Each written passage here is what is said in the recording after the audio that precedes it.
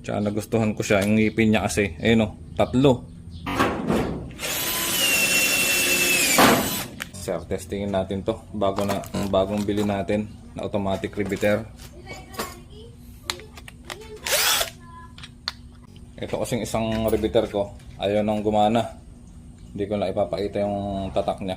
700 ko pa to nabili. Sabi ko, bibili ko ng magandang klase. Ala rin, hindi rin tumagal. Ayaw nang kumagat. Ito, 200 plus lang mga bossing. Tsaka nagustuhan ko siya, yung ngipin niya kasi. Ayun o, tatlo. Dito sa mga gantong riveter, ang ngipin lang nito, dalawa. Kung nakapagbukas na ayaw ng ganito, dalawa lang yung ngipin niya. Ito, tatlo. Kaya malakas kumain mga bossing.